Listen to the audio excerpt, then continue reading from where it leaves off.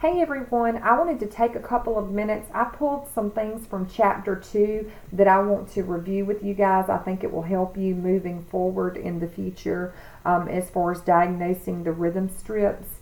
First, we're going to talk about the P wave, and I have some slides down below that I'm going to go over again with you shortly. But when we talk about the P wave, you need to know that the P wave is linked to atrial depolarization. Atrial depolarization is the electrical activity that occurs that causes the atrium to contract. The normal P wave is small, rounded, and upright, and it happens before the QRS wave. So when you're looking at the strip and you see the P wave, automatically think that is atrial activity, that is the atrium contracting. The TA wave represents atrial repolarization. That is the part where the atrium actually is at rest. It is not contracting. So remember, repolarization is the electrical activity that kind of occurs, but it causes the atrium to rest. So after the atrium contracts, the atrium relaxes. So it is resting. So you can remember R, repolarization, for rest and relax.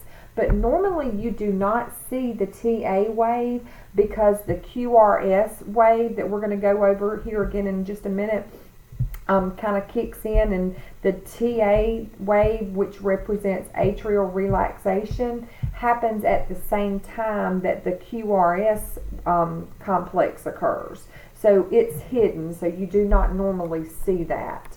But when we talk about the QRS complex, the QRS complex represents ventricular depolarization. And again, ventricular depolarization is the electrical activity that causes the ventricles to contract. So depolarization, whether it be in the atrium or the ventricle, causes contraction. Repolarization is related to rest and relaxation.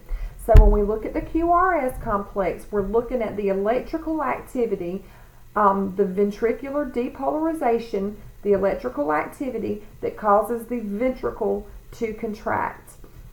The normal QRS is spiked in appearance, consisting of one or more deflections from the baseline, and we'll look at that again in just a few minutes. And then the T wave follows the QRS. Now note, there's a difference here. On the last slide, this is the TA wave. The TA wave follows the P wave, and it is hidden in the QRS complex. You don't see this. This represents atrial repolarization. But looking at this slide, the T wave, it's not the TA wave, it's the T wave. It follows the QRS complex, and you do see it on the rhythm strip. And it represents ventricular repolarization, which again, repolarization means rest and relax. So this shows you, the T wave shows you that the ventricles are relaxing. So let's move forward here and let's look at this, and I'm going to explain this again. Look here at the P wave. This piece in the purple right here is the P wave. This shows you that the that the atrium has contracted. So when you're diagnosing this strip, we're only looking at this strip from here to here. This is the only piece of the strip that we're looking at this point in time. But the P wave represents atrial depolarization, which is the electrical activity that has occurred that causes the atrium to contract. So going back to the slide before that, it said the TA wave.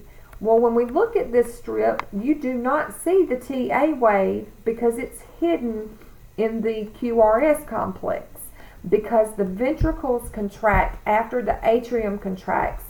So the ventricles hide the TA wave because the atrium is at rest at the same time the ventricles are contracting. But looking now, you don't see the TA wave. You see the P, and then we have the PR segment that we'll go over in just a minute, but we're going to move forward to the QRS complex. The QRS complex begins here and it spikes up. This is your R, and it goes down to the S. This complex right here represents ventricular depolarization. This means that the ventricular depolarization has caused the ventricles to contract. So the P wave represents atrial contraction, and the QRS wave represents ventricular contraction. Now, moving forward, we see that we have a T wave. The T wave represents ventricular repolarization. And remember, repolarization stands for rest and relaxation. So the T wave shows us here that the ventricles are at rest. Now, the reason you see this T wave and you don't see the TA wave is because there's nothing following this T wave. You don't have another ventricular contraction that's happening right at that second, so you're able to visualize this T wave. Whereas here, you have activity that's following right behind it, because remember, when we look at the heart, the atrium and the ventricles do not contract at the same time. The atrium contracts first, and then the ventricles contract second. So knowing that, after the ventricles contract, there's nothing to happen right here. So it's not hidden. You don't have any activity behind it to hide the T wave.